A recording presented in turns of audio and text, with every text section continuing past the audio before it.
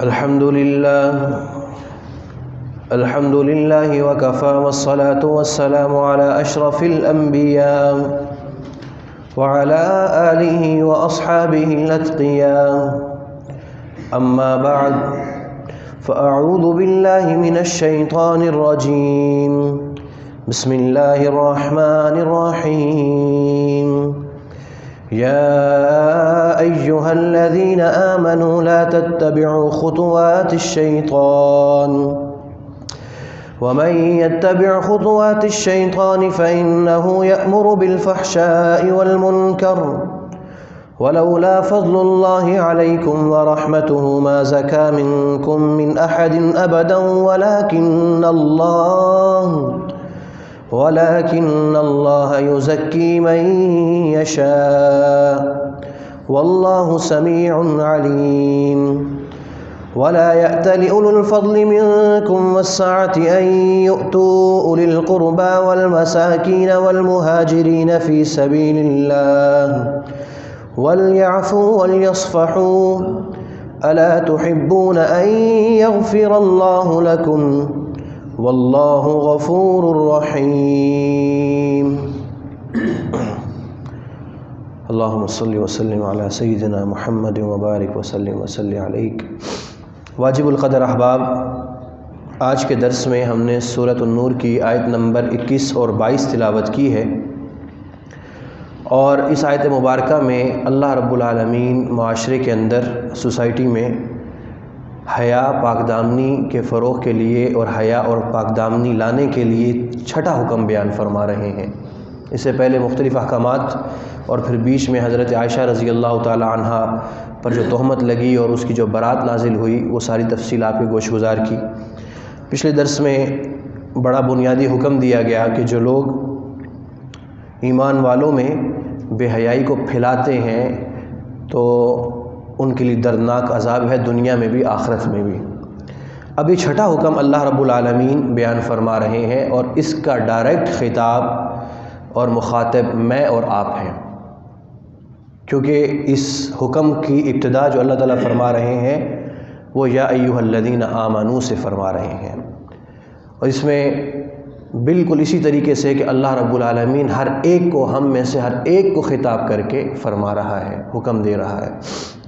دیکھیے کیا فرماتے ہیں رب ذوالجلال، یا ایھا الذین آمنوا، اے ایمان والو، اے ایمان والو، لا تتبعوا خطوات الشیطان، تم شیطان کے پیچھے نہ چلنا، شیطان کے پیچھے نہ چلنا.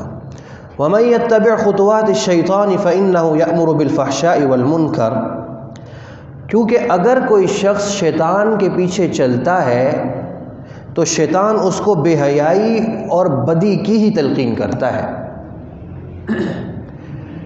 تو یہ بڑا اہم ترین حکم اللہ رب العالمین ہمیں دے رہے ہیں کہ شیطان کے پیچھے اپنے آپ کو مت چلانا. خطوات جمع خطوہ کی ہے. خطوہ کا ویسے مطلب ہوتا ہے نقش قدم.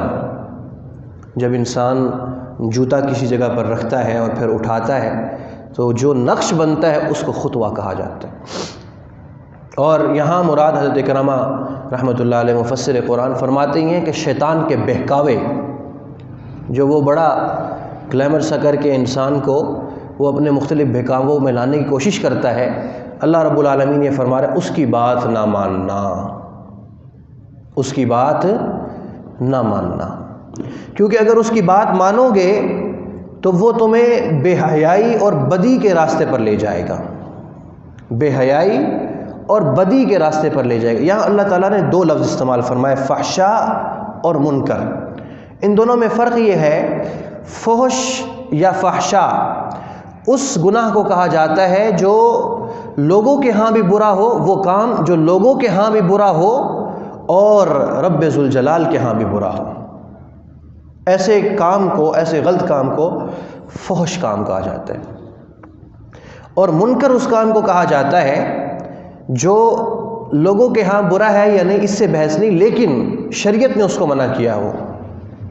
اب مثال اس کی جیسے سود ہے، اگر شریعت بیچ میں نہ ہوتی تو وہ نظر تو یہی آ رہا ہے کہ بڑا اچھا کام ہے، پیسے دے کر زیادہ پیسے مل رہے ہیں، لیکن شریعت نے آ کے اس کو منع کہ یہ منکر ہو گیا۔ تو شیطان کا اللہ رب العالمین نے یہ بڑا ہی اہم ترین کام بیان کیا ہے کہ وہ انسان کو فحاشی، عریانی اور بدی کے راستے پر لانے کی سر توڑ کوشش کرتا ہے۔ تو اسے معلوم ہوا کہ فحاشی اور عریانی کی طرف انسان کو راغب کرنا یہ شیطان کا کام ہے، اور اس کے کارندوں کا جو کہ انسانی شکل میں ہوتے ہیں ان کا کام ہے۔ ایک نیک انسان نہ بھی ہو، لیکن ایک فطرت پر موجود انسان کبھی بھی فحاشی، عریانی اس چیز کو پسند نہیں کرتا۔ یہی وجہ ہے کہ صرف اسلام میں نہیں بلکہ اسلام کے علاوہ ہر مذہب میں فحاشی اور عریانی کو منع کیا گیا ہے، ایسی چیزوں سے منع کیا گیا۔ اور بلکہ میں آپ کو ایک بڑی عجیب بات بتاؤں، اس وقت یورپ اور اس میں مغرب یہ زیادہ اس طرف راغب ہے، مسلمان بھی ہیں لیکن سب سے زیادہ اس طرف راغب دھسا ہوا ہے فحاشی اور عریانی کے اندر۔ لیکن میرے احباب، میں آپ کو ایک بات نوٹ کرنے کی بتاؤں، یہ دراصل میرا ایک جاننے والے، قریبی جاننے والے ایک پروفیسر، انہوں نے یہ بات بتائی، لندن سے ان کا تعلق، کہنے لگے کہ یہ جو فحاشی اور عریانی آپ ہماری عورتوں میں دیکھتے ہیں نا، یہ ہماری 3rd کلاس کی جو عورتیں ہوتی ہیں یہ ان کے اندر ہوتی ہے۔ اگر آپ وہاں کی ملکہ کو دیکھیں یا اسی طریقے سے جو شاہی خاندان ہے، انہوں نے نہ صرف یہ کہ پورا لباس پہنا ہوا ہوتا ہے بلکہ گلوز بھی چڑھائے ہوئے ہوتے ہیں۔ تو اسے معلوم یہ ہوا کہ یہ فطرت کا تقاضا ہے، اور شیطان چونکہ انسان کی فطرت کے خلاف اس کو لے کر جاتا ہے، اسی وجہ سے فحاشی اور عریانی کی طرف اس کو لے کر جاتا ہے۔ لہٰذا اللہ رب العالمین نے یہ ارشاد فرمایا، اور دراصل میرے احباب گرامی اس سے ہمیشہ بچنے کی کوشش کرتے رہنا چاہیے، کیونکہ جب حیا کسی بھی معاشرے سے نکلتی ہے، اذا لم تستحی فاصنع ما شئت، وہ پھر انسان چاہے جو مرضی کرتا پھرے، اسے کسی نہ سوسائٹی کا، نہ اس کو کسی قسم کی ویلیوز کا، نہ کسی قسم کی اخلاقیات کا کوئی خیال اس کو نہیں رہتا ہے۔ اور پھر میں آپ کو ایک بات اور بتاؤں، یہ جو بے حیائی اور فحاشی ہوتی ہے نا، یہ صرف سننے میں اچھی لگتی ہے اور انسان دیکھنے میں اچھی لگتی ہے۔ اگر انسان اس معاشرے میں چلا جائے جہاں یہ پھیلی ہوئی ہوتی ہے تو انسان کا دل بند ہوتا ہے، سانس لینا مشکل ہوتا ہے۔ آپ میں سے اگر کسی کو یورپ کے سفر کا اگر اتفاق ہوا ہو، یا مسلم ممالک میں جہاں فحاشی عام ہے، ترکی ہے اور اردن ہے، لبنان ہے، یہاں جانے کا اتفاق ہوا ہو تو انسان کا دل بند ہو جاتا ہے، اس کو ایسے لگتا ہے کہ کیسے میں یہاں سے نکل کر بھاگوں۔ کیوں؟ اس وجہ سے کہ یہ انسان کی روحانیت کو، یہ بالکل انسان کی روحانیت کو ذبح کر کے رکھ دیتی ہے فحاشی اور عریانی۔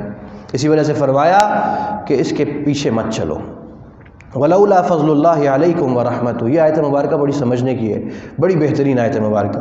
ولولا فضل اللہ علیکم ورحمتہ ما زکا منکم من احد ابدا، اگر اللہ کا فضل اور اس کی رحمت تم میں شامل حال نہ ہوتی تو تم میں سے کوئی بھی پاک صاف نہیں ہو سکتا، تم میں سے کوئی بھی پاک صاف نہیں ہو سکتا۔ اس آیت مبارکہ کو بڑے اہتمام سے سماعت فرمائے کہ اگر اللہ کا فضل اور اس کی رحمت شامل حال نہ ہوتی تم میں سے کوئی بھی پاک صاف نہیں ہو سکتا اور کبھی بھی نہ ہو سکتا۔ شیطان تو اس بات پہ تلا بیٹھا ہے تمہیں بے حیائی کے راستے کی طرف لے کر جائے، لیکن یہ اللہ کا فضل اور اس کی رحمت اور اس کا کرم ہے کہ اس نے تمہیں حق اور باطل کی تمیز دے دی ہے، اور اس نے تمہیں بدی اور نیکی کی تمیز دے دی ہے، اس نے تمہیں یہ تمیز عطا کر دی ہے جس کی وجہ سے تم نیکی کے راستے پر چلتے ہو اور تمہیں پاکیزگی عطا ہو گئی ہے، پاک دامنی تمہیں مل چکی ہے۔ یہ اللہ کا فضل اور اس کی رحمت ہے۔ مطلب اس کا یہ ہے کہ کبھی اپنے دل کو ٹٹولو اور اس دل کو پاؤ کہ یہ واقعی فحاشی اور عریانی کو ناپسند کرتا ہے، کبھی بھی اس کو اپنی طرف منسوب نہ کرنا، بلکہ یہ محض اس کا فضل، اس کا کرم اور اس کا رحم ہے جو اس نے تمہیں تمیز عطا کر رکھی ہے، ورنہ کتنے تمہاری طرح کے ہی ہیں جن کو یہ تمیز حاصل نہیں ہے۔ دراصل اس آیت مبارکہ میں انسان کو تقویٰ کے غرور سے بچایا گیا ہے، تقویٰ کے تکبر سے بچایا گیا۔ اللہ تعالیٰ معاف فرمائے، تکبر کی بدترین صورت انسان کو اپنے تقویٰ پر اور اپنی نیکی پر، اپنی پاک دامنی پر، اپنی پاکیزگی پر اس کو تکبر ہونا شروع ہو جائے۔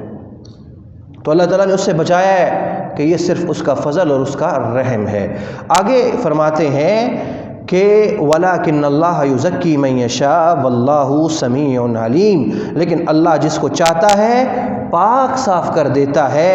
اللہ ہر بات سنتا بھی ہے، ہر چیز جانتا بھی ہے۔ یہ پاک دامنی، یہ پاکیزگی، یہ اللہ کا خصوصی احسان ہوتا ہے، لیکن یہ اللہ اندھا دھند ہر ایک کو عطا نہیں کر دیتا، بلکہ اپنے علم کے مطابق، سمیع علیم، ان دو الفاظ پہ غور کیجئے گا، اپنے علم کے مطابق عطا فرماتا ہے۔ وہ دلوں کو دیکھتا ہے، کس دل میں رغبت ہے، کس دل میں شوق ہے میری طرف آنے کا، میری بات کو سننے کا، میرے قرآن کو سننے کا، کس دل میں شوق ہے اور کس دل میں گناہ کی رغبت ہے۔ وہ ان چیزوں کو دیکھنے کے بعد فیصلہ کرتا ہے، ہاں اس کو پاکیزگی دینی ہے، اس کو حیا اور پاک دامنی کا اس کو اس زیور سے آراستہ کرنا ہے اور اس کو نہیں عطا کرنا۔ وہ دیکھتا ہے، وہ سنتا ہے خلوتوں میں ان گفتگوؤں کو، وہ سنتا ہے، وہ دیکھتا ہے ان نظاروں کو جو انسان خلوتوں میں کرتا ہے، پھر اس کے مطابق فیصلہ فرماتا ہے۔ اندھا دھند یہ نہیں کہ ایک بندہ وہ نیکی کے راستے پر آنا ہی نہیں چاہتا، وہ حیا اور پاک دامنی کو قبول ہی نہیں کرنا چاہتا، اللہ تعالیٰ اس کے اوپر ٹھوس دے، ایسے کبھی بھی نہیں ہوتا۔ یہی وہ اختیار ہے جو اللہ رب العالمین نے اپنے بندے کو عطا فرما رکھا ہے۔ تو تین بڑی اہم ترین باتیں اس آیت مبارکہ میں خلاصے کے طور پہ سمجھ لیجئے۔ ایک تو اگر تم فحاشی اور عریانی کے راستے پر چلو گے، یہ شیطان کے پیچھے چلنا ہے، اسے اپنے آپ کو بچانا۔ دوسرا، حیا اور پاک دامنی اگر تمہیں حاصل ہے تو اپنی طرف منسوب نہ کرنا، یہ تم پر اللہ کا بڑا فضل اور اس کا کرم ہے۔ اور تیسری بات اور اہم ترین بات کہ تمہاری طلب اور تمہاری تڑپ کو دیکھ کر اللہ تعالیٰ یہ فیصلہ فرمائے گا۔ آگے فرماتے ہیں وَلَا يَأْتَلِ أُولُو الْفَضْلِ مِنْكُمْ وَالسَّعَةِ أَنْ يَأْتُوا أُولِي الْقُرْبَى وَالْمَسَاكِينَ وَالْمُهَاجِرِينَ فِي سَبِيلِ اللَّهِ، کہ تم میں سے جو لوگ اہل خیر ہیں اور مالی وسعت رکھتے ہیں، وہ ایسی قسمیں نہ کھائیں کہ وہ رشتہ داروں، مسکینوں اور اللہ کے راستے میں ہجرت کرنے والوں کو کچھ نہیں دیں گے۔ وَلْيَعْفُوا وَلْيَصْفَحُوا، انہیں چاہیے کہ معافی اور درگزر سے کام لیں۔ اصل میں ایسے ہوا تھا کہ جب حضرت عائشہ رضی اللہ تعالی عنہا پر منافقین نے تہمت لگائی تھی، تو جیسے میں نے آپ کو اس موقع پر بتایا تھا، چند سادہ لو مسلمان بھی اس پروپیگنڈے کا شکار ہو گئے تھے۔ اس میں ایک تھے حضرت مصطح بن اثاثہ، اور یہ حضرت صدیق اکبر رضی اللہ تعالیٰ عنہ کے قریبی رشتہ داروں میں سے تھے اور بڑے غریب تھے۔ سیدنا صدیق اکبر رضی اللہ تعالیٰ عنہ ان کی امداد کیا کرتے تھے اور خوب کھل کے امداد کیا کرتے تھے۔ تو جب یہ سارا معاملہ کلیئر ہو گیا اور حضرت سیدنا عائشہ رضی اللہ تعالیٰ عنہ کی برات اللہ رب العالمین نے قرآن حکیم کی آیات کی صورت میں نازل فرما دی، تو حضرت صدیق اکبر نے قسم کھائی کہ آئندہ کے بعد میں مصطح کو کچھ بھی نہیں دوں گا، مصطح کو میں کچھ بھی نہیں دوں گا۔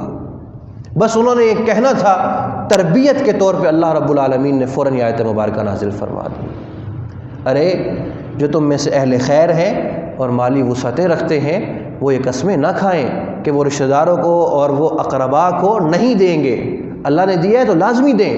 باقی وَلْيَعْفُوا وَلْيَصْفَحُوا، وَلْيَعْفُوا وَلْيَصْفَحُوا، معافی اور درگزر سے کام لو، معافی اور درگزر سے کام لو۔ اور یہ آیت مبارکہ میں ہمارے لیے بھی بڑا سبق ہے، اور یہ عموماً ہر گھر کی کہانی ہوتی ہے۔ انسان اپنے جس رشتہ دار کے ساتھ اچھا سلوک کرتا ہے، جس کے ساتھ اچھا کرتا ہے، ریئیکشن اسی کی طرف سے ہوتا ہے۔ پھر انسان بڑا پریشان ہوتا ہے، یار میں تو اس کے بچے کا کالج میں داخلہ بھی کروایا، میں نے اس کی بیٹی کی شادی میں کتنا کام، ہال میں نے بک کروایا تھا، کھانا میں نے دیا تھا، یہ دیکھو آج اس موقع پر یہ میرے بارے میں کیا باتیں کر رہا ہے۔ ریئیکشن ہوتا ہے انسان کا نا، اور یہ ہر گھر کی کہانی ہوتی ہے۔ تو اللہ کیا فرما رہے ہیں، وَلْيَعْفُوا وَلْيَصْفَحُوا، درگزر سے کام لو، معافی سے کام لو۔ باقی اس موقع پر دیکھیں، ایک انسان ہونے کے ناطے اثر تو ہوگا نا، یہ تو نہیں ہو سکتا، پتھر تو ہے نہیں انسان کے، اس کے ساتھ کوئی برا کرے اور اس پہ اثر نہ ہو، اثر تو ہوگا۔ جب کوئی برا کرے گا اثر تو ہوگا، اس لیے فرمایا، جب اثر کی بات آئی تو اس لیے فرمایا الا تحبون ان یغفر اللہ لکم، کیا تمہیں پسند نہیں ہے کہ اللہ تمہاری خطاؤں کو بخش دے، اللہ تمہارے گناہوں کو معاف کر دے؟ ٹھیک ہے تم نے اچھا کیا اور رد عمل کے طور پر تمہیں برا ملا اور تم پہ اثر بھی ہوا اس چیز کا، لیکن تم اگر اس سے درگزر والا معاملہ کرو گے اللہ تعالیٰ تمہاری خطاؤں کو معاف فرما دیں گے۔ تو حضرت سیدنا صدیق اکبر نے کہا بلا واللہ یا رب انا نحب ان یغفر لنا، بالکل یا اللہ ہم اس چیز سے کو پسند کرتے ہیں کہ آپ ہماری مغفرت فرمائیں۔ اور پھر انہوں نے اپنی قسم کا کفارہ ادا کیا، اور پھر اس کے بعد حضرت مصطح کے ساتھ پہلے سے دگنا ان کے ساتھ مالی امداد ان کی شروع کر دی۔ اس میں میرے اور آپ کے لیے بڑا ہی اہم ترین یہ سبق ہے کہ اگر کوئی ایسا معاملہ پیش آ جائے تو جب کی اللہ کے لیے، اصل میں پریشانی کی وجہ یہی ہوتی ہے نا کہ انسان جب اللہ کے لیے کام کرتا ہے پھر پریشانی نہیں ہوتی۔ جب شروع میں کام کیا ہی اللہ کے لیے تھا، ان کے لیے کیا ہی نہیں تھا، تو پھر ان سے بدلہ کیوں؟ ان سے ہم کیوں بدلہ لیں؟ بھئی ہمارا اللہ ہمیں بدلہ دے گا، ہمارا اللہ ہمیں بدلہ دے گا۔ اور بدلہ اس کیا کم ہے کہ خود کہہ رہے ہیں، خود اس چیز کی گارنٹی دے رہے ہیں کہ تمہارے گناہوں کو معاف کر دیں گے۔ سمجھ میں آ گئی بات؟ اس وجہ سے جو ایک وہ محاورہ نا اردو کا، نیکی کر دریا میں ڈال، نیکی کر، اس کی مختلف تشریحات کی گئی ہیں۔ مجھے اس میں سے جو ایک تشریح بڑی پسند آئی ہے کہ جس طرح انسان دریا میں ڈال کے چیز کو بھول جاتا ہے، بالکل نیکی کر کے اس طرح سے بھول جانا چاہیے۔ کسی بندے سے اس کا بدلہ یہ انسان اس کی بالکل امید نہ رکھے۔ واللہ غفور الرحیم، اللہ بہت بخشنے والا ہے، بڑا مہربان ہے، پریشان ہونے کی اس میں ضرورت نہیں ہے۔ اللہم انت السلام ومنک السلام، تبارکت ربنا وتعالیت یا ذا الجلال والاکرام، سبحانک لا علم لنا الا ما علمتنا انک انت العلیم الحکیم۔ اللہم ارنا الحق حقا وارزقنا اتباعه وارنا الباطل باطلا وارزقنا اجتنابه، لا الہ الا هو رب العرش الکریم، لا الہ الا هو رب العرش العظیم۔ اللہم انا نسألک تمام العافیہ وانا نسألک دوام العافیہ وانا نسألک الشکر علی العافیہ، وصلی اللہ تعالی علی خیر خلق محمد وعلی آلہ وصحبہ اجمعین برحمتک یا ارحم الراحمین۔